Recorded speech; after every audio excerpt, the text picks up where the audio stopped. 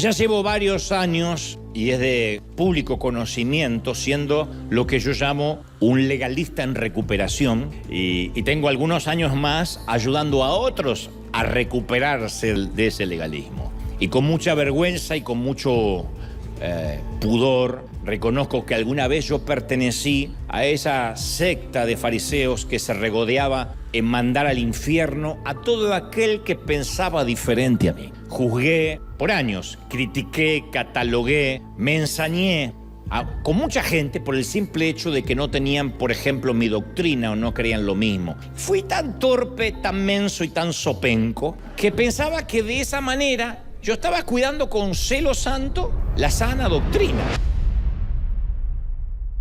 Y que de algún modo estaba agradando a Dios, como que Dios se agradaba que yo cuidaba la sana doctrina, la mía y la ajena. Y durante el tiempo que pertenecía a esa secta de fariseos, no existían las redes, pero yo estoy seguro que de haber existido, yo habría formado sin ningún lugar a dudas parte de los que se meten en perfiles ajenos, a denigrar, a denostar, a arrojar mi verborrea venenosa con la sensación de estar aportando al reino de Dios, de estar edificando. Y como tantos otros, yo estaba muy lleno de desprecio, de celos, de resentimiento. Nada me hacía más feliz que condenar y juzgar a cualquiera que no perteneciera a mi sagrada secta o a lo que yo creía. Me da vergüenza, no estoy orgulloso de esto. Pero también hallaba cierto placer en rematar a los heridos de mi propio ejército. Cuando alguien pecaba o tenía un desliz moral, yo solía decir lo que me habían enseñado a decir. Bueno, es que en realidad nunca fue salvo. Por eso avergüenza el Evangelio. Y desde muy pequeño me adoctrinaron,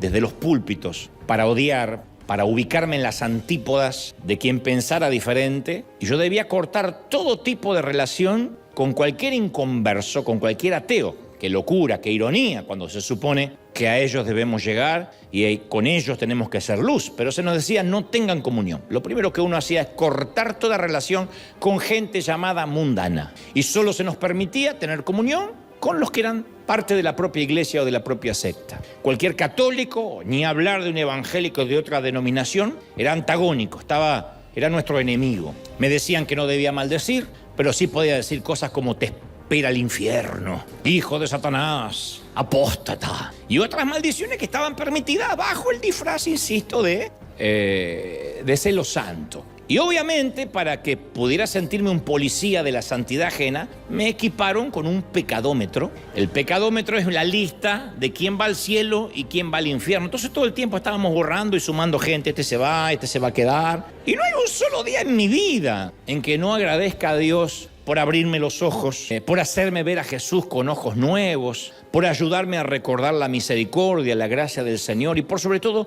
haberme permitido salir de ese pensamiento sectario. Entonces hoy domingo yo cumplo un día más desde que me convertí, nada más y nada menos que en un cristiano, en un fiel seguidor de Jesús. Cuando alguien me dice, ¿cuál es tu religión? Le digo, soy cristiano, soy un seguidor de Jesús. Y celebro un día más de abstinencia, limpio, de la religión organizada, fosilizada, que ha levantado más barreras que fe. Celebro de que muchos como yo dicen un día más en que la gracia me basta, la gracia me alcanza, que no juzgo, que no critico, ¿sí? Es maravilloso. Aunque nos digan liberales, no importa. Aunque nos digan, bueno, se hicieron muy amplios, no importa. La gracia, uno nunca se equivoca con la gracia, como decía el querido Juan Carlos Ortiz. Y en ese entorno religioso y tóxico en el cual yo siempre sostengo que me crié, había un grupo de hermanas que eran las intercesoras oficiales o quienes supuestamente hacían la guerra espiritual. Yo creo en la guerra espiritual, creo en la intercesión, pero estas hermanas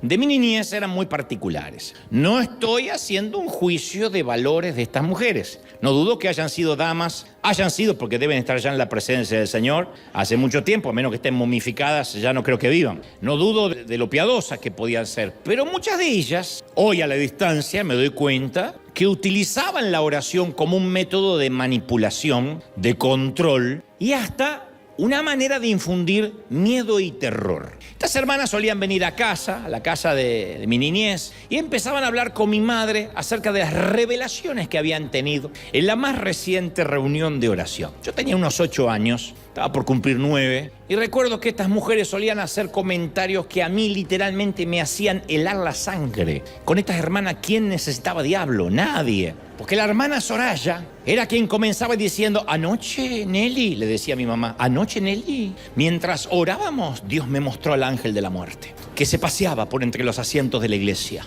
Y era que como que estaba buscando a alguien para llevarse. Y la hermana Carmela acotaba: ¡ay, sí! Yo también lo vi. ¡Ah!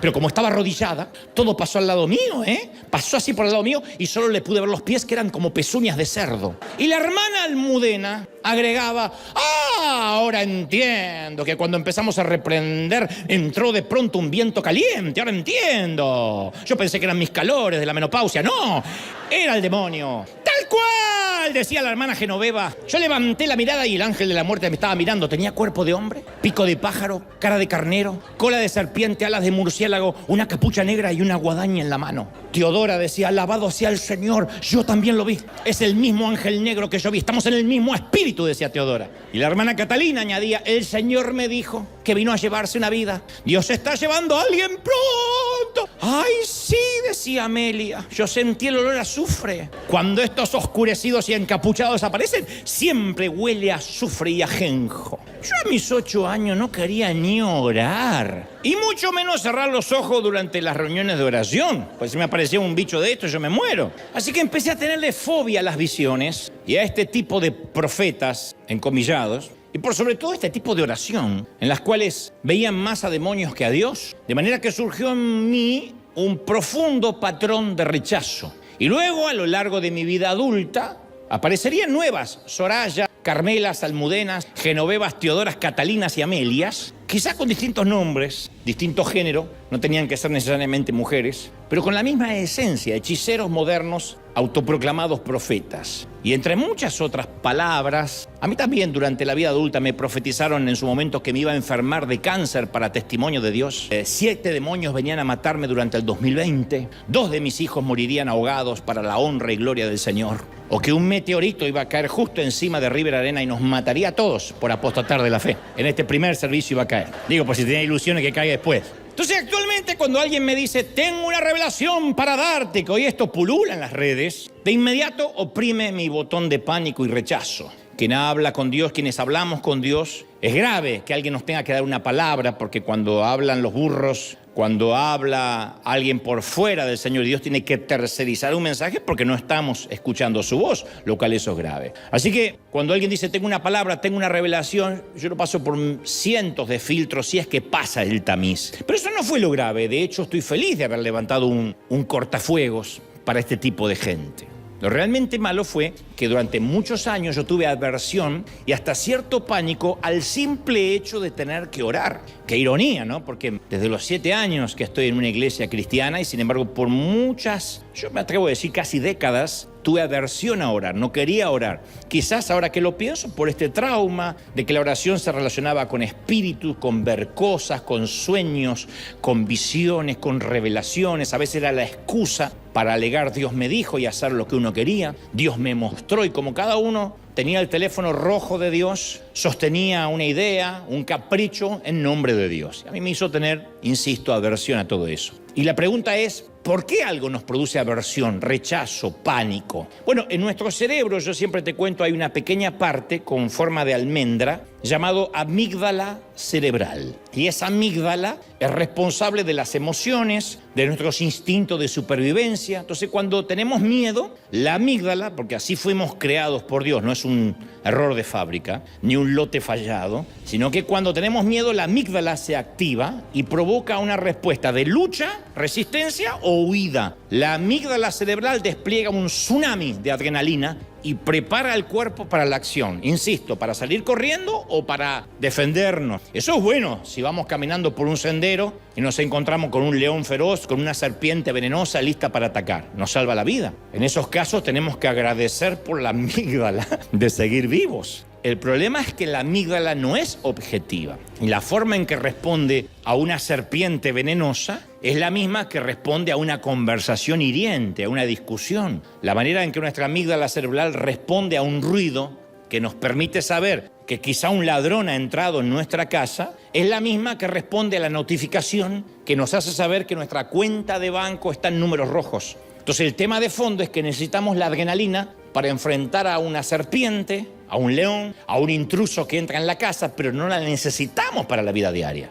Porque ahí es cuando nos termina estresando, cuando la amígdala cerebral se activa por cualquier bobería que no merece activarse. Y en Tren de Confesiones, como así comencé hoy, quiero contarte otra cosa que me estresa a mí. La primera fue el recordar estas hermanas de mi infancia. Pero hay otra cosa que me produce cierta adrenalina y oprime mi botón de pánico. Y quiero aclarar a priori que no estoy quejándome, no estoy implicando tampoco que mi universo es más difícil que el resto de la humanidad. Cada cual tiene sus propios problemas y sus propias fuentes de estrés. Mi mundo no es más difícil, solo que puede que sea diferente. Quizás después de lo que te cuente puedas desear tener mis problemas y yo pueda desear tener los tuyos. No tu suegra, pero quizás pueda tener tus problemas. Yo lucho con lo que llamo ansiedad por el contenido. Una gran parte de lo que hago es crear y generar contenidos. Tengo que preparar un mensaje nuevo para cada domingo. Cada domingo que me paro aquí 2 veces al día. Tengo que preparar, actualizar la conferencia de la gira, adaptarla para cada país, para cada ciudad. El contenido nuevo para el programa de la radio, los guiones para la televisión, el entrenamiento eventual para el liderazgo y además hacerme lugar para reuniones contables, destinos de las finanzas, el avance de las misiones, todo lo que surge semanalmente al estar al timón de esta maravillosa y bendecida nave insignia con sus empleados de planta, con más de 600 voluntarios. Pero lo que más me estresa es que no todos los contenidos, los mensajes, los sermones requieren el mismo esfuerzo. A veces yo trabajo en decenas de mensajes y yo los llamo esos mensajes sermones a fuego lento o los pongo en una carpeta, en un folder que dice parrilla, porque literalmente es como poner la carne a fuego lento, como hacemos los argentinos, y tengo mensajes rostizándose ahí hasta que finalmente se terminan de cocinar después de varias semanas, les voy agregando cositas, sacando y un día ven la luz, un domingo ven la luz. Algunos fluyen más rápido, la mayoría me lleva unas 10 a 12 horas cada bendito sábado de mi vida desde hace 16 años. Y no se trata únicamente de anotar 2 o 3 puntos homiléticos y después pararme acá y ver por dónde fluye hoy, por dónde va la cosa, sino que cada semana el hecho de saber que Dios me ha prestado los oídos de tanta gente aquí y viéndome por streaming es un enorme desafío y una tamaña responsabilidad. Así que lo voy a poner en palabras simples. Cada vez que leo la Biblia, y la leo desde que era chiquito, nada cambia. Es la misma Biblia que leo desde que nací. Adán y Eva pecan, la tierra se inunda, el arca flota, la zarza arde, el mar se abre en 2. Cada Navidad María tiene un bebé, su nombre es Jesús. Cada domingo de resurrección la tumba está vacía. Son verdades que transformaron mi vida y me siento honrado de predicarlas. Pero cada semana tengo que contar las mismas historias con ojos nuevos, con una unción fresca. Y durante todos estos años he tratado de evitar caer en la tentación de predicar teologías novedosas, que es lo que muchos hacen cuando se aburren y empiezan a inventar revelaciones, cosas locas y que Dios le va a perdonar al diablo y que las suegras existen porque el diablo no puede estar en todas partes y esas cosas. No. Yo he descubierto, aunque muchos me tildan de loco y fuera del sistema, yo creo que soy uno de los últimos conservadores que quedan, porque yo sé que el verdadero avivamiento se produce cuando regresamos continuamente a la misma y a la antigua verdad escritural. Eso es un avivamiento, el regresar a las bases. Y eso es lo que hacemos cada domingo, regresar a las bases, no inventar nada nuevo. Y como si fuese poco, tengo que personalizar cada mensaje para una cultura que vive en constante cambio. Nuestros hijos ya no reciben el mensaje como lo recibíamos nosotros. Ni hablar de nuestros nietos. Tienen otra forma de consumir contenidos. Entonces tengo que tratar de actualizarme sin permitir que esa actualización degrade el mensaje. Entonces yo no sé cómo ocurre, pero muchas veces Dios me muestra el título del próximo mensaje una semana antes y hasta lo publico, ¿no? Otras veces estoy en un blanco absoluto y me siento vacío. Y en esos momentos, y aún habiendo dejado 900 mensajes en la cápsula del tiempo de internet, a veces siento que no tengo más nada para dar. Y es como que voy diciendo, ya va siendo hora de que me retire antes de pasar vergüenza. Pero te confieso que hay semanas que siento que me envuelve una desgarradora bola de ansiedad incontrolable. Mi amígdala cerebral, ahí entra la amígdala, cumple doble función. envía adrenalina en estampida a todo el cuerpo y me pone en estado de pánico. Pero como Dios es sabio, además de la amígdala cerebral, Él creó otro segmento de nuestro cerebro que se llama la corteza prefrontal. No te lo olvides. A lo mejor la tienes sin estrenar, pero ahí está, la corteza prefrontal. La corteza prefrontal es la parte lógica del cerebro. Entonces pensemos en nuestra amígdala cerebral como si fuera una tía nerviosa. La amígdala es la tía nerviosa, hiperactiva, neurótica, menopáusica, acalorada, con exceso de cafeína, sobreestimulada, con hipertensión loca. En cambio, nuestra corteza prefrontal es como ese abuelo reflexivo, sensato, realista, mesurado, sabio, ecuánime. Encarna todo lo que significa el famoso sentido común. Dios supo que tenía que darnos eso para equilibrar la amígdala, la otra loca. Por ejemplo, en la semana que no me viene ningún mensaje a la mente, y es martes, y es miércoles, y ya es jueves, mi amígdala me empieza a gritar. Está fregado, Dante. Se te terminaron las revelaciones. Deberías renunciar y retirarte ahora que te queda algo de dignidad. Mi corteza prefrontal me susurra. Dios nunca te falló. Siempre has tenido algo para decir. No hay razón para que pienses que Dios se va a detener ahora. Él siempre ha puesto palabras en tu boca y así será hasta el último día de tu vida. Esa es la corteza prefrontal. Mi amígdala grita más fuerte. Yo creo que estás comenzando a sufrir de Alzheimer como tu mamá. Se te está olvidando todo. Y mi corteza prefrontal pacientemente insiste. Predicaste desde que tenías 19 años. Porque esta semana va a ser diferente. Y mi amígdala sigue gritando, ya te avisé, yo te avisé, hora de retirarse antes que te orines encima y te tenga que sacar orinado del escenario porque no te funciona la próstata. Entonces, salvando las distancias, todos tenemos esas conversaciones internas por algún u otro motivo. Dios nos dio la parte lógica de nuestro cerebro para mantener la parte emocional y a la bendita amígdala bajo control. Entonces, la corteza prefrontal nos recuerda que las hermanas intercesoras y hechiceras de mi niñez no están buscándome para contarme que un ángel negro de la muerte está merodeándome. Y también me asegura que cada vez que me pare ante un público, Dios siempre me dará un mensaje fresco o pondrá palabras en mi boca. Ahora la pregunta es, ¿cómo logramos terminar esa conversación interna que nos llena de ansiedad, que nos llena de preocupación? Que salvando las distancias puede ser que la amígdala te diga te vas a morir sola, tus hijos te van a abandonar, tus nietos no te van a visitar. La corteza prefrontal dice tranquila, ya sembraste lo que tenías que sembrar. Si sembraste bien vas a cosechar bien. Pero para que estas dos no se peleen y haya esa puja en la mente, ¿cómo hacemos? ¿Cómo hacemos para calmarnos y confiar en el sentido común? En meternos a vivir en las cápsulas de 24 horas, un día a la vez. ¿Cómo hacemos? Bueno, la respuesta está a una oración de distancia. La respuesta está, lo diré otra vez, a una oración de distancia. Todos recordamos al profeta Elías, que confrontó a un malvado rey pagano llamado Acab y profetizó una sequía inminente. Entonces, enfurecido el rey, amenazó con que iba a liquidar a Elías. El profeta lo ignoró, sabía que Dios y él eran mayoría, y hasta confrontó a Elías a sus 850 falsos profetas. Los degolló literalmente. Yo veía a mi papá degollar gallinas. Para los que creían que las gallinas que comen nacían muertas, no, hay que matarlas. Ni nacen muertas ni congeladas. Entonces mi papá tenía un gallinero y decía, a ver a quién le toca hoy. Y las chicas ya sabían lo que se le venía y agarraba una y le cortaba la gallina. Y a veces mi papá terminaba cansado de cortar un cogote de gallina. ¿Sabes lo que es cortar el cogote, el cuello de 850 tipos? Habrá terminado exhausto Elías. Y con este triunfo asombroso, Elías supuso que sus problemas habían terminado y no fue así. El malvado rey tenía una esposa más malvada, llamada Jezabel. Era la maldad con esteroides y estrógeno. Y cuando esta mujer amenazó de muerte al profeta, dijo, deja, viejo, si yo quiero que las cosas se hagan bien, las tengo que hacer yo lo voy a matar. Ella amenazó al profeta y Elías ahí colapsó. No sé qué le pasó, pero se le descontrolaron los pensamientos y se deprimió. No le temió al rey, le temió a la mujer. Se rió alguien que dijo, yo sé por qué. Y Elías estaba agotado,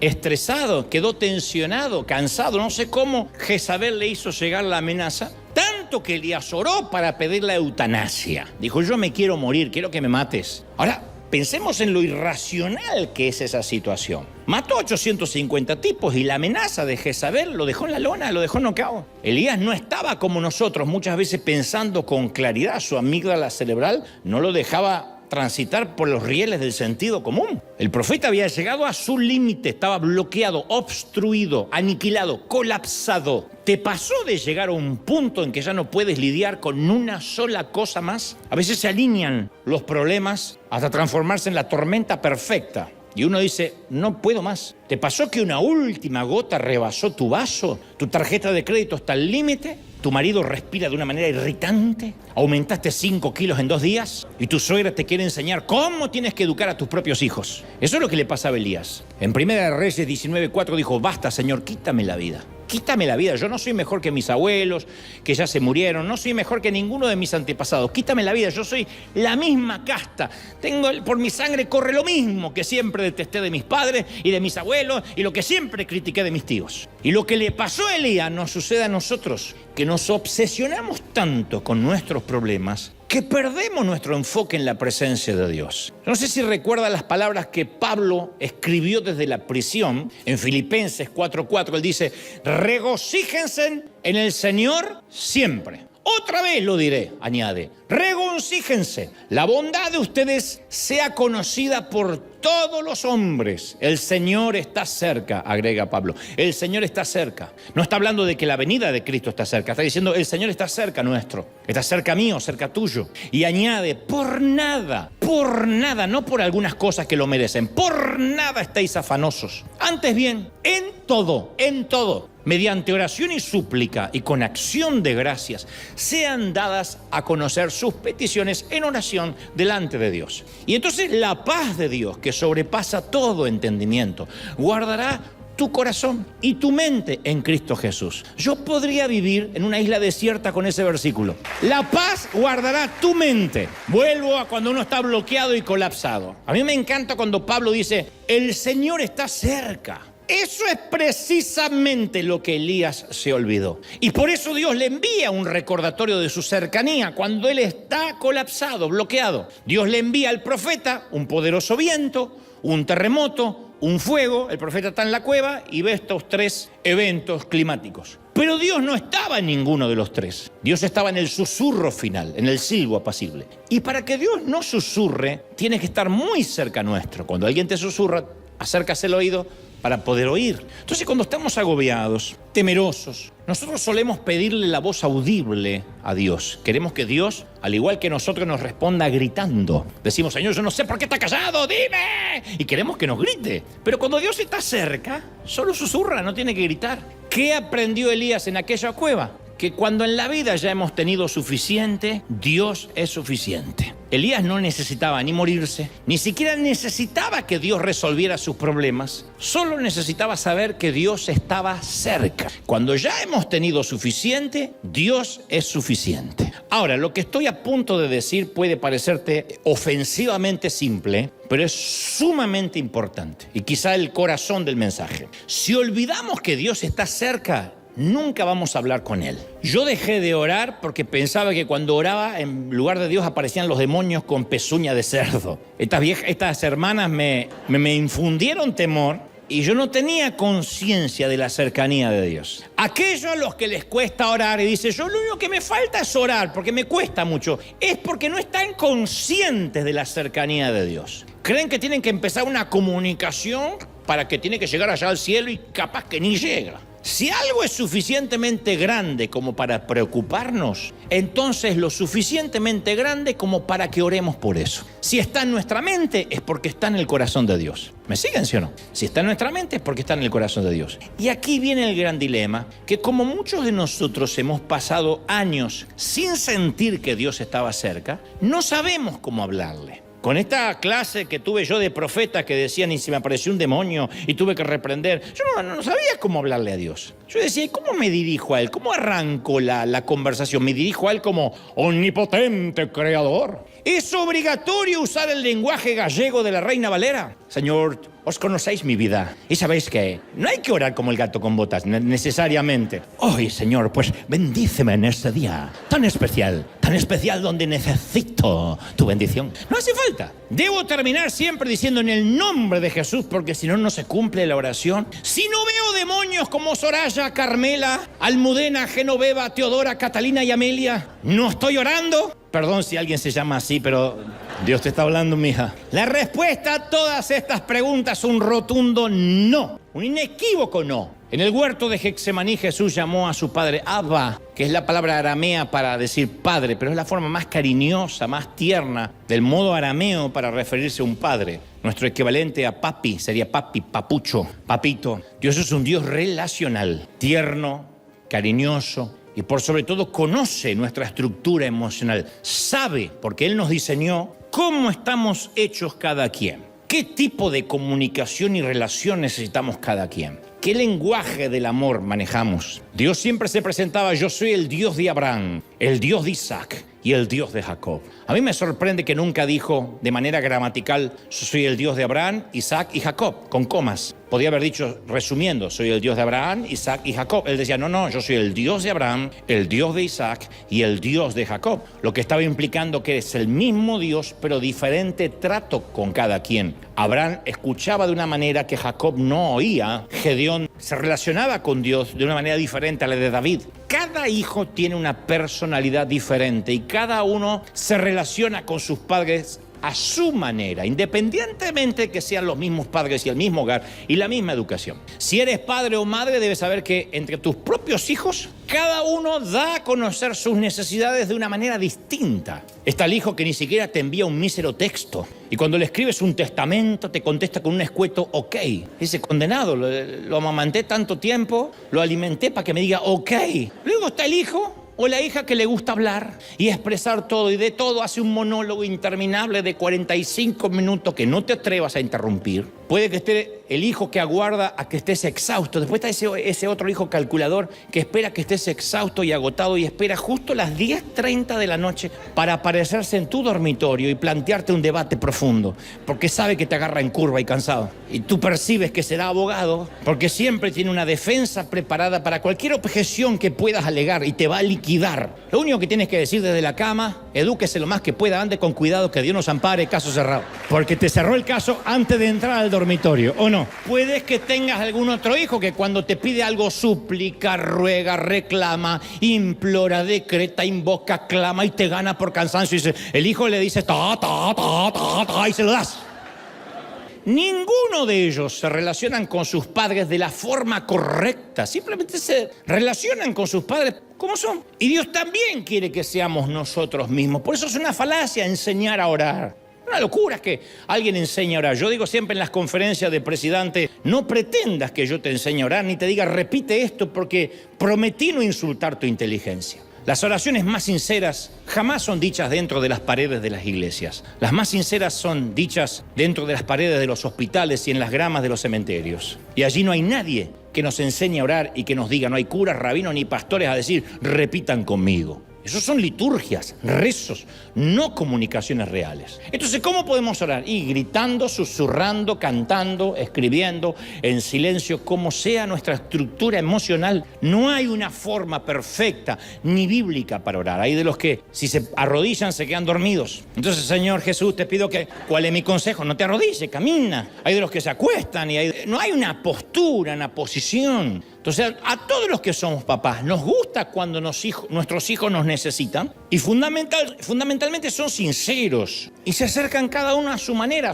No nos chocaría que se acerquen con una personalidad fingida o con palabras grandilocuentes, edulcoradas, para tratar de manipularnos. Queremos que nuestros hijos se acerquen como son, porque aparte los conocemos. Pedro 5:7 afirma, pongan todas sus preocupaciones y ansiedades en las manos de Dios, porque Él cuida de ustedes. Pedro da la fórmula, pongan todas las preocupaciones, no algunas, no las que no puedes manejar, no las que creemos que no podemos sostener, entonces esas se las voy a tener que dar a Él. Pongan todas las preocupaciones, las importantes y las que no merecen, ni siquiera que rodeen nuestra mente. La oración funciona, la oración cambia las cosas y lo que es más importante, la oración nos cambia a nosotros. Es más, está comprobado que la oración cambia nuestro cerebro. Hace algunas décadas los neurólogos, hace casi 30 y 35 años atrás, los neurólogos creían que el cerebro no cambiaba después de la adolescencia, que llegaba hasta la adolescencia y después se quedaba lo mismo. Hoy sabemos que eso no es verdad. Nuestros cerebros están constantemente evolucionando. Los neurólogos llaman a este proceso neuroplasticidad.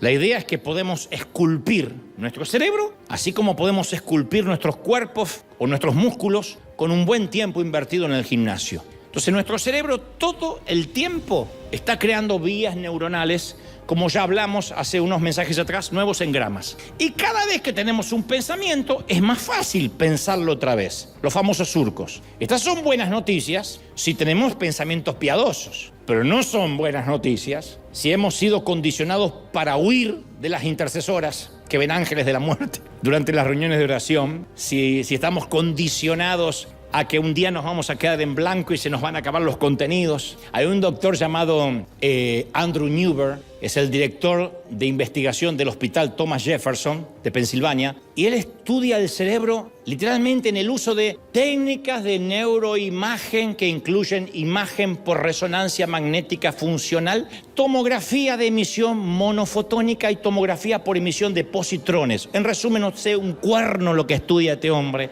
pero sí entiendo sus conclusiones. Él escribió que la oración es como un ejercicio para el cerebro y que transforma las sales cerebrales, transforma la química. Diré esto otra vez, la oración no solo toca el corazón de Dios, sino que además va cambiando, te lo voy a explicar en un momento, va cambiando la química de nuestro cerebro. Nuestra manera de pensar reordena las prioridades para siempre. Hay otra autora en este campo este campo se llama neuroteología. Es un campo relativamente nuevo, neuroteología, y es la doctora Caroline Leaf, autora del libro que te recomiendo, Enciende tu cerebro. Pero para comprar el libro primero hay que encender el cerebro. Su sitio web dice: la doctora Caroline Leaf es patóloga de la comunicación, neurocientífica cognitiva con un doctorado en patología de la comunicación y una licenciatura en logopedia especializada en neuropsicología cognitiva y metacognitiva. Otra vez, no entiendo a qué cuerno se dedica tampoco esta mujer. Pero ella escribe y concluye: se ha descubierto que 12 minutos de oración diaria, 12 minutos de oración diaria, 12, mucho menos de lo que dura un capítulo de cualquier serie de Netflix. 12 minutos, esto como los billetes, que en el mall, en el shopping no valen nada, y en la iglesia se van agrandando a $10. Bueno, esto es igual, que los billetes se agrandan en la iglesia. ¿Cuánto hay que poner? 50. Y en el McDonald's se te achicó así, los 50 no te alcanzó ni para un Big Mac. Entonces, lo mismo pasa con el tiempo. 12 minutos. Sí, pero hemos hecho maratones de serie por 3, 4, 5, 6 horas con los ojos así que quedan como búhos a la mañana hasta que terminaste de ver El Eternauta. Es así. 12 minutos de oración diaria por un periodo de 8 semanas. 12 minutos diarios por un periodo de 8 semanas. 2 meses. Puede cambiar, dice esta neuróloga, el cerebro a tal punto que hasta puede medirse en un escáner cerebral. Y este tipo de oración, ¿qué hace en el cerebro? Incrementa la actividad en muchas áreas asociadas a la empatía, a la compasión, a la sensibilidad hacia los demás. Nuevas neuras se van activando con la oración. En resumen, la preocupación tóxica, la ansiedad, inflaman nuestro cerebro y nos meten como Elías en una cueva de depresión. No obstante, la oración cambia nuestro cerebro y nos renueva, nos refresca. No sé si se acuerdan lo que Pablo escribió en Romanos 12:2. Y no se adapten a este mundo, sino transfórmense por medio de la renovación de la mente para que verifiquen cuál es la voluntad de Dios, lo que es bueno, aceptable y perfecto. Entonces, en lugar de adaptarnos, nos transformamos y nos renovamos. La oración nos alinea con el propósito de Dios. Para eso es la oración. No es para pedir, no es para ir a llorar, no es para que nos deprimamos, sino para que nos alinee y entendamos cuál es la voluntad de Dios. Nos alinea, nos pone exactamente en la brújula, en el norte. En palabras simples, Dios diseñó nuestro sistema nervioso de manera adrede para que la conexión con Él nos moldee a nivel neurológico y cognitivo. La oración nos moldea el cerebro. Nos hace más sabios, sí, nos hace más inteligentes, más cultos, sin ningún lugar a dudas. Hoy en día la ignorancia es una opción. En el tiempo de los abuelos no tenían acceso a la preparación, a la cultura. El acervo cultural de nuestros abuelos era pobrecito lo que habían heredado de sus padres, que a la vez también no pudieron tener formación académica. Hoy la ignorancia es una opción, porque hoy tenemos al alcance de un celular toda la información que queramos. No obstante, la información en sí misma no hace nada si la mente no se renueva. Y esa renovación solo surge cuando nos conectamos con Dios. Como dice Filipenses 4:7, y la paz de Dios, que sobrepasa todo entendimiento, guardará sus corazones y sus mentes en Cristo Jesús. ¿Lo recibimos, sí o no? Entonces, ¿por qué? A ver, si lo tenemos tan claro, ¿por qué nos dejamos manejar por esa odiosa amígdala cerebral? Los científicos tienen un nombre, esto también acuñado por un tal Daniel Goleman en su libro Inteligencia Emocional, que dice, es el secuestro de la amígdala. Las amígdalas nos suele secuestrar. La amígdala echa un vistazo a lo que está mal afuera y entonces tiene una respuesta inmediata, emocional, abrumadora, que suele ser una reacción desproporcionadamente excesiva. Y te dice, este domingo, Dante, no vas a tener un mensaje para dar, estás fregado. Tienes Alzheimer igual que tu madre. O acaban de llegar las viejas profetas hechiceras a River, las vi en la fila esta mañana, hay unas parecidas, son las hijas de aquellas. ¿Cómo evitar ser rehén de nuestra amígdala, que es el centro del miedo y la ansiedad? Orando. Había un coro que cantábamos cuando era chico que decía, si tú hablas con Dios, las cosas cambiarán. Orando, cualquier necesidad, Él la resolverá. Orando, descansa en el Señor, tus penas de Él. Orando, bendita oración, yo puedo hablar con Dios. Orando. Y a veces, cuando uno está atravesando esas cuevas, la canción va por el mismo precio. Uno recuerda que todo se puede resolver orando. Podemos controlar nuestro cerebro orando. Pablo escribió en Romanos 8:5, los que están dominados por la naturaleza pecaminosa piensan en cosas pecaminosas. Hay gente que todo el día pensando en sexo, está todo el día pensando en cómo ganar más dinero,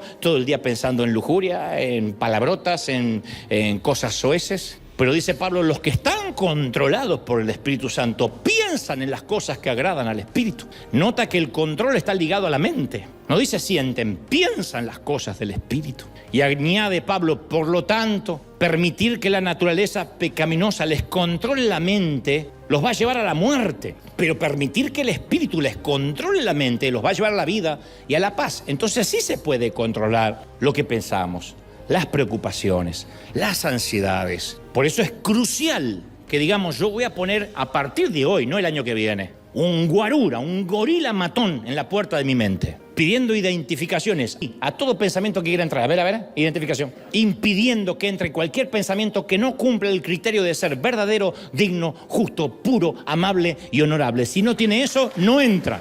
No, fuera. Y como dije en el mensaje Cultura Cloacal, no estamos dispuestos a que ingresen ni siquiera un mínimo de 1% de caca. No, yo soy 99% buen pensamiento, 1% de estiércol. No, acá no entra. Porque 1% de caca arruina toda una comida, ¿o no? Ahora quiero que grafiquemos esto de manera visual. Me gustaría que esta semana consiguieras una caja de cartón, de lo que sea, puede ser de Amazon, puede ser una pequeña caja de zapatos, que va a simbolizar lo mismo que la caja negra del avión. La caja negra de un avión, a alguien se le cayeron los dientes. La caja negra de un avión registra las conversaciones de la tripulación y los datos técnicos del vuelo, como velocidad, altitud crucero, rumbo. Y técnicamente la caja negra no tiene botones por afuera, no tiene nada, tiene una entrada y una salida. Y aunque se llama caja negra, en realidad es de color naranja para facilitar su localización tras un accidente. Pero lo dicen caja negra por su contenido, porque es un contenido que no tiene acceso nadie excepto los expertos. Y el término caja negra se usa mucho en psicología también, porque se refiere a los procesos mentales internos entre un estímulo y una respuesta. O sea, es una forma de describir también la mente humana como un sistema que recibe información, tiene una entrada y produce una salida, que es el comportamiento. Sin que podamos saber realmente lo que específicamente ocurre dentro de ese sistema cerebral, o sea, dentro de la caja negra. Pero en esta caja de nuestro ejercicio, que te voy a pedir que tengas a bien si puedes hacer, vamos a escribir caja negra de Dios, con un marcador, con una fibra, con lo que sea. Caja negra de Dios. Y cada vez que tengamos una preocupación, una carga, una tentación, un mal pensamiento, vamos a escribirlo en un papel. Podemos escribir, por ejemplo, tengo miedo que vayan a despedirme. Tengo temor a morir soltera o soltero. Me preocupa mi hijo de 17 años. Estoy tentado a ir a sitios de internet a los cuales sé que no debo ir. O no puedo pagar estas facturas y estas cuentas. O estoy constantemente enojado con mi cónyuge o con mis hijos. Vamos a escribirlo porque nadie más lo va a leer y vamos a ponerlo en la caja negra de Dios. Y cuando pongamos el papel, tengan a bien orar y decir: papá, yo estoy confiando en ti en cuanto a este asunto. Nadie lo sabe, esto quedará en la caja negra. Sé que tú tienes el control, sé que eres más grande que esto. No es un pensamiento que a mí me gustaría llevar conmigo. No lo quiero dejar entrar en mi mente, de hecho lo saqué de mi mente. Puse un guarura para que no vuelva a entrar, así que como no sé qué hacer con este pensamiento, te lo voy a entregar a ti. Una vez que pongas el problema en la caja, continúa con tu vida, lógicamente. Desde ese punto en adelante, si decides que quieres preocuparte por cualquiera de esas cosas que escribiste, entonces regresa a la caja negra de Dios, levantas la tapa y le dices a Dios: Señor, lo pensé mejor. No confío en ti en cuanto a esto. Quédate con los demás, pero esto te lo voy a quitar y de esto me ocupo yo y ahora va a ser mi preocupación, ¿ok?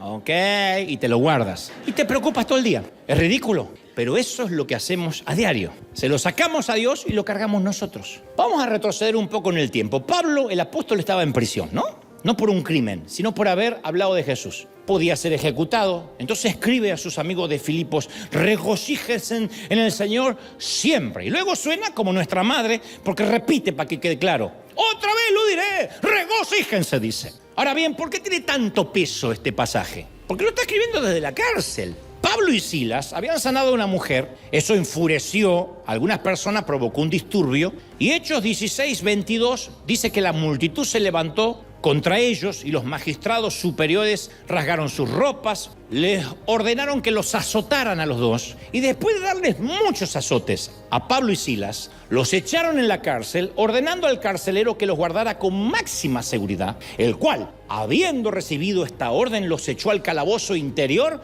y le puso los pies en el cepo encima. Como a medianoche, la mayoría conoce la historia, Pablo y Silas oraban, cantaban himnos a Dios y los presos los escuchaban. Dijeron: si tú hablas con Dios, las cosas cambiarán orando. O sea, todas sus preocupaciones las metieron en la caja negra. Confinados en una prisión, en un frío suelo, quizás con una nariz fracturada, un par de costillas rotas, sin doctor, sin enfermera, sin apósito, sin ibuprofeno. ¿Qué hicieron Pablo y Silas? Adoraron a Dios, alabaron a Dios. ¿Qué estaban haciendo en la cárcel? Regocijándose. Y hay tres cosas que aprendí de Pablo y Silas. Primero, a priori, estaban adorando a Dios por quién era Él, no por lo que les estaba pasando. No era lógico que adoraran por lo que les estaba pasando. Nadie adora cuando te fracturan la nariz y te meten en la cárcel. Estaban adorando por lo que era Dios. Si les preguntáramos: Pablo, Silas, ¿por qué se ponen a cantar? No creo que pudieran señalar algo y dijeran: por esto. No estaba sucediendo nada bueno, pero su Dios todavía era bueno. No estaban alabando por lo que pasaba, sino por quién era Dios. Entonces las circunstancias pueden ser malas, pero Dios sigue siendo bueno, ¿sí o no? Puede que no nos guste lo que está pasando, pero aún podemos adorar a Dios por quién es Él. Tenemos que adorarle por quién es Él, no por lo que nos pasa. Segundo, estaban adorando a Dios antes de la provisión. Y nosotros a menudo postergamos alabar a Dios hasta que Él provee lo que queremos, porque nos comportamos como niños caprichosos. Señor, dámelo y voy a contar el testimonio para tu gloria. Como diciendo: te conviene a ti, dármelo para que yo cuente. Todos decimos: voy a alabar cuando esto ocurra. Ojalá que me sane para que esta sanidad glorifique al Señor. Y Dios puede decir: sí, lo sané, pero me lo traje conmigo al cielo. Ya está sano. Yo te pedí que le sanes el cáncer y sí lo sané. Te aseguro que camina sano en el reino de los cielos. Está aquí conmigo. Nada más que, ¿cuál es el problema? ¿Me lo traje conmigo? ¿O estás diciéndome por qué no te lo quedaste? Entonces a veces nosotros lo que hacemos es esperar que Dios haga el milagro para empezar a adorar. Pablo y Silas adoraron antes de la provisión, antes que Él respondiera a sus oraciones o cambiara las circunstancias. Tercero, estaban alabando a Dios y entonces Dios se apareció. De repente se produjo un gran terremoto de tal manera que los cimientos de la cárcel fueron sacudidos y al instante se abrieron las puertas y las cadenas de todos se soltaron. ¿Qué terremoto habrá sido para que se suelten las cadenas? O sea, ellos no adoraron a Dios porque se apareció. Dios se apareció porque ellos lo adoraron. Dios se apareció porque ellos lo alabaron. ¿Me siguen? Entonces, lo diré en palabras simples. Cuando estamos conscientes de la cercanía de Dios, es cuando empezamos a orar. Si no, como Elías, no se nos da por orar. Uno tiene que estar consciente de que, como dijo Pablo, el Señor está cerca. ¿Está cerca el Señor? Ahí empezamos a orar. Cuando empezamos a orar, eso nos lleva a adorar y a alabar. Cuando los adoramos, y alerta de spoiler, Dios va a aparecer. Cuando adoramos, Dios aparece. Cuando Dios aparece, cambia nuestra forma de pensar. Y cuando cambia nuestra forma de pensar, cambia nuestra perspectiva. Pablo quería estar en Roma, no en una celda. Quería predicar, no ser un prisionero. Nada le estaba saliendo bien. Y aunque todo parecía negativo, Pablo eligió ver lo positivo. Estaba viendo la imagen que Dios quería que viera, no lo que los demás estaban viendo. Por eso escribió, el Señor está cerca. Estoy acá preso, pero el Señor sigue estando cerca. Así estuviese predicando o estoy preso, Él está cerca. No es que Él se acerca cuando yo predico, cuando vengo el domingo a la iglesia y el lunes se me aleja. Él está cerca. ¿Por qué podía alabar a Dios en la cárcel? Perspectiva, tenía entrenado el cerebro. Si nos enfocamos en lo que está mal, nunca vamos a lograr lo que sí está bien. Esto lo vemos en los salmos. El salmista siempre comienza relatando lo que está mal y después se ordena a sí mismo, ordena a su amígdala cerebral que alabe a Dios de todas formas. Salmo 42:5. ¿Por qué te desesperas, alma mía? ¿Por qué te turbas dentro de mí? Espera en Dios, porque voy a alabarlo por la salvación de su presencia. Salmos 103:1. Bendice, alma mía, Jehová, y bendiga todo mi ser tu santo nombre. Bendice, alma mía, Jehová, y no olvides ninguno de sus beneficios. Le ordena a la mente, no te olvides lo que sí está bien. No te olvides, Pablo y Silas, que todavía estamos vivos, atados, amarrados en la cárcel, pero todavía respiramos. Entonces hay que alabar. Y Dios sigue estando en el trono, entonces hay que alabar. ¿No es maravilloso? Orar, adorar, alabar cambia nuestra perspectiva y cambia nuestro cerebro. También esto se comprobó. Se demostró que adorar a Dios reduce el ritmo cardíaco, la adoración reduce la presión arterial, los niveles de glucosa en la sangre, de verdad. Los marcadores séricos de inflamación se reducen. ¿Te acuerdas del doctor Newber, este científico del cerebro que te dije no sé de qué cuerno se recibió? Él probó que alabar y adorar a Dios provoca cambios cuantificables en el volumen y el metabolismo del cerebro, especialmente en otra parte del cerebro que vamos a aprender que se llama el giro cingulado. El giro cingulado es como que es un incremento en el volumen de ese giro que da como resultado un aumento en la capacidad del pensamiento compasivo, la dadivosidad. Cuando el giro cingulado crece, que es una parte del cerebro, uno se vuelve más dadivoso. De modo que cuanto más crezca esa parte, nos volvemos más empáticos, más dadores. Ahora, si tienes un esposo tacaño, dile, viejo, con razón, tenés el giro cingulado atrofiado. No vas a ver lo que le decís, pero lo está diciendo tacaño, amarrete, ¿no? Entonces, nuestra vida siempre se mueve en dirección, como dije hace unas semanas atrás, en la dirección en la que dictan nuestros pensamientos más fuertes. Lo que consume nuestra mente controla nuestra vida. Es así. Tal es nuestra mente, tal es nuestro corazón, tal es Él. Pero también quiero que recuerde que por desdicha, nuestra mente está bajo continuo ataque, estamos bajo fuego. Hay una cultura que nos ataca la mente de la mañana hasta la noche sin respiro. A través del streaming, a través de las noticias, a través de la cultura, a través del qué dirán. Pedro escribió en su primera carta, capítulo 5:8, sean de espíritu sobrio y estén alerta. El adversario, el diablo, anda al acecho como león rugiente buscando a quien devorar. Entonces, en una pelea tenemos que mantener las dos manos arriba. Necesitamos tener las dos manos levantadas, porque cuando alguien levanta ambas manos, o es para rendirse o para celebrar una victoria. Y cuando levantamos las dos manos hacia Dios, se trata de ambas cosas: rendirnos y anticipar la victoria que ya es nuestra. Por eso que decimos, levanta tus manos al Señor. Nos rendimos y anticipamos de que ganamos. Nadie hace un gol y celebra el gol. Sí, ya lo celebré. Sino que hacemos, bueno, eso es una victoria. Y además la rendición. Si algo es lo suficientemente grande para preocuparnos, entonces lo suficientemente grande como para que oremos por eso. Si está realmente en nuestra mente, también está en el corazón de Dios. Y cuando ya hemos tenido suficiente, Dios es suficiente. Y este es el día para meter todas nuestras preocupaciones en la caja negra de Dios. Hacerlo de una vez para siempre y olvidarnos que esas preocupaciones existen. ¿Es difícil? Sí, es difícil, pero lo que está en la caja negra, solo los expertos pueden ingresar. Tiene una entrada y una salida. Y yo he decidido en mi vida que hay cosas que quiero que el Señor las examine, las vea, las resuelva. Yo me autoproclamo incompetente en muchas de las causas. No son mi jurisdicción. La salud de mi familia, mi propia salud, el futuro no es mi jurisdicción. Dios solo me hace vivir en el hoy y me dice, basta el día con su afán. Mañana tendrá sus propios líos. Y la ansiedad de mañana te roba las fuerzas del hoy. Y solo tienes que bailar la música de hoy con el tango, con el vals de hoy. No puedes bailar la música de mañana, no puedes celebrar los logros de mañana, ni lamentar las derrotas del mañana. Solo tienes el hoy, es el único capital que tienes. Este momento, este latido del corazón es el más importante. El mañana murió mientras... El mañana no amaneció, el pasado murió mientras dormías. Y todo lo que tienes está circunscripto al hoy. Entonces todas las preocupaciones por lo general tienen que ver con cosas del pasado que ya no podemos resolver y con cosas del futuro que todavía no llegaron. Entonces yo lo que te propongo es que las cosas del pasado y las del futuro las pongamos en la caja negra de Dios. Y después nos centremos en el presente. Y si en el presente todavía hay preocupaciones, las pongamos también en la caja negra de Dios. Y viajemos liviano. Echa toda ansiedad sobre el Señor. Esto significa purgar nuestra vida, deshacernos de las cargas. Está preocupado el que quiere, está cargado el que quiere estar cargado. Está lleno de ansiedad el que decidió estar lleno de ansiedad. Sí, señores, es opcional, porque todos tenemos los mismos problemas, compartimos las mismas 24 horas, el mismo planeta, y sin embargo hay gente millonaria que está contemplando el suicidio, así que ni siquiera es tema de dinero. La preocupación y la ansiedad es opcional.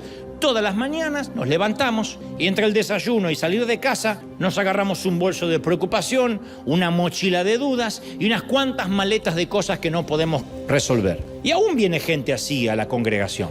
Y vienen, dejan las maletas un rato, adoran a Dios y cuando digo nos vemos el domingo que viene, agarran las maletas de vuelta y se las llevan. Es opcional. ¿Por qué no las dejas a los pies de la cruz para siempre? Me declaro incompetente. Esto es asunto de Dios. No entiendo. ¿Yo cómo lo va a resolver? Él sabrá. Él sabrá si habrá pan mañana. Él sabrá si mañana me va a sanar o no. Y si no me quiere sanar, la preocupación. ¿Podrías añadir una hora a tu vida? Dijo el Señor. ¿De qué te preocupas? En el Sermón de la Montaña dijo, considera las azucenas y los lirios del campo. No trabajan, no hilan. Sin embargo, ni Salomón con todo su glamour lució como una de ellas. Si te preocupas por la ropa, los necios, los tontos son los que se ocupan de esas cosas pueriles, nimias. Tú solo agradece a Dios. El Padre sabe de qué cosas tenés necesidad aún antes de que se la pidas. Como nosotros los padres que conocemos la necesidad de nuestros hijos y decimos tarde o temprano va a venir a pedir. Y hay cosas que no nos piden, pero se las proveemos porque sabemos que las necesitan. No esperamos que se arrastren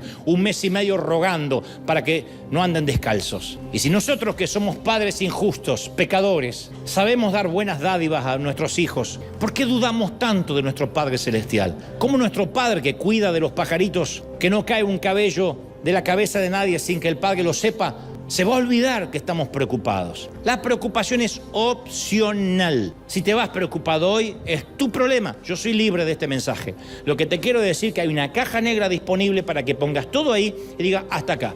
Acá pongo mi matrimonio, mis hijos, la suegra, una caja más grande, pero la pones ahí. Y te olvidas. Y te olvidas de que te olvidaste. Mi abogado me suele decir, menos mal que lo aprendiste hace muchos años. La primera vez que yo tuve cara a cara con un abogado por un tema, él me dijo, a ver si nos entendemos. No me estés llamando todas las semanas. Si hay novedades te voy a hablar. Y cuando me das algo a mí, te desentiendes. Por eso me llamo abogado. Yo estoy bogando por ti. Yo voy a defender tus derechos. Y le dije, sí, pero lo que te puede ayudar, no me puedes ayudar, porque no entiendes de jurisprudencia, ni de derechos, ni entiendes de leyes. Lo que necesito es que confíes en mí o te buscas otro abogado. Me lo dijo un hombre injusto, un pecador. ¿Qué crees que dice Dios cuando le ponemos una preocupación, se la sacamos de la caja negra, se la volvemos a dar, volvemos a sacársela, volvemos a orar por lo mismo? No dice, ¿vas a confiar o no vas a confiar? Si cuido de las aves, cuidaré también de ti. No te voy a dejar, dice el Señor. Vamos a dar un aplauso al Señor de señores. ¡Aleluya! Vamos, vamos, vamos. Si crees que Dios habló, dale un aplauso grande por esa caja de Dios. ¡Maravillosa! Te exaltamos, Dios. Te adoramos, Rey. Bendito eres. ¡Aleluya! Vamos, vamos, vamos, vamos, vamos. Hay fiesta en River. Hay fiesta en River. Te va. Si tú hablas con Dios, las cosas cambiarán orando. Cualquier necesidad Él la resolverá orando. Descansa en el Señor, tus penas dile a Él orando. Bendita oración, yo puedo hablar con Dios orando. Vamos todos. Si tú hablas con Dios, las cosas cambiarán orando. Cualquier necesidad Él la resolverá orando. Descansa en el Señor, tus penas dile a Él orando. Bendita oración, yo puedo hablar con Dios orando. Levanta las manos, vamos a orar, todos, a tu manera, a tu forma, de la manera que está compuesta tu estructura emocional, conforme sea el lenguaje con el que te has expresado toda tu vida. No seas otro ante Él, no te pongas una máscara para hablar con el Padre, sé el mismo de los lunes, de los viernes, de los miércoles. Dile: papi, quizá mi vida sea un desastre y reconozco que no hemos hablado mucho en los últimos meses y años. Es que no sabía que te tenía tan cerca, no sabía que Dios susurra junto a los que estamos muchas veces tocando fondo. Dios no le dijo a Elías: ¿qué haces allí en la cueva? Le dijo: ¿qué haces aquí? De manera que interpreto que Dios estaba en la cueva. Y si Él puede meterse en la cueva de nuestra depresión, ¿a dónde no puede ir? Él está tan cerca de mí que hasta lo puedes tocar, tan cerca. Y orando se abre una comunicación que no tiene que detenerse nunca. Ni siquiera tenemos que decir amén. Señor, si te parece, voy a comenzar esta plática y la hemos de seguir luego en el auto, en casa, eventualmente interrumpida por atender mis hijos, mi familia, pero me encantaría hablar contigo el resto del día. Oh, el Señor estará encantado de eso. Las cosas van a cambiar, tu cerebro va a cambiar. Las pastillas no te van a hacer dormir. Los psicofármacos no van a resolver las sales cerebrales. Y los médicos van a terminar metiéndote en un loquero, en un psiquiátrico, porque cada medicamento que te vayan dando producirá nuevos efectos colaterales. Así que no hay manera que la medicina, en este caso, resuelva lo que la oración puede hacerle a tu cerebro. Fuimos cableados para conectarnos cognitivamente, nuestro sistema nervioso, para ser conectados con Él y que se reagrupen los pensamientos, que sean eyectados aquellos que son tóxicos, venenosos, y permanezca todo lo amable, todo lo puro, todo lo que es de buen pensar, todo lo honorable. En eso pensad.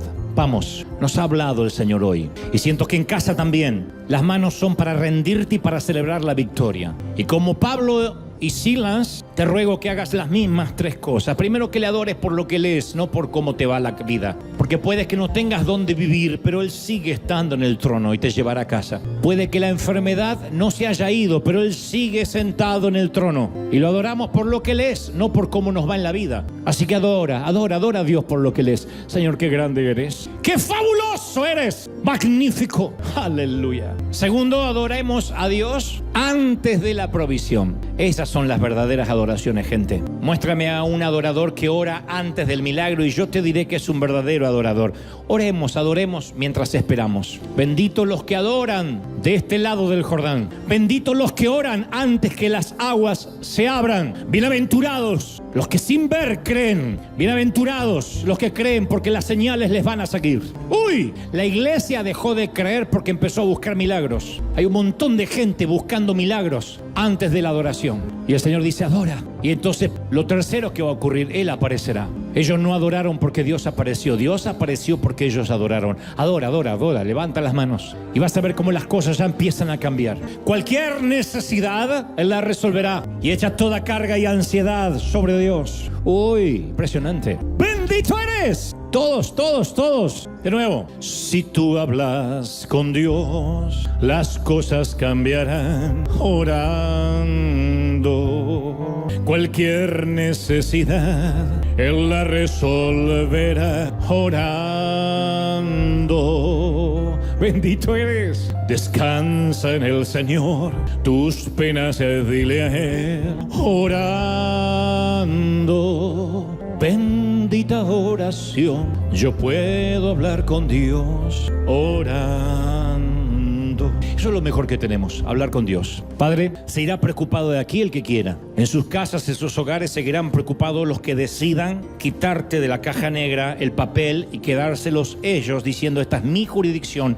Dios, no te meterás en mis problemas. No obstante, aquellos que queremos viajar livianos, no envejecer antes de tiempo, tener salud, no somatizar en el cuerpo el estrés innecesario. Ponemos todo en tu caja, la cerramos y hasta que nos toque vernos cara a cara, no volveremos a pensar en eso. Al cabo es tu problema. Y eres nuestro abogado y tenemos abogado para con el Padre. Lo creemos, lo declaramos y nos vamos livianos, sanos, benditos y prósperos. Amén y amén. Gloria a Jesús. Ese aplauso al Rey de Reyes, al Señor de Señores. Vamos a celebrar. Dios ha hablado hoy. Bendito. Dios te bendiga. Buen domingo. A descansar, gente. Sean felices. Chao.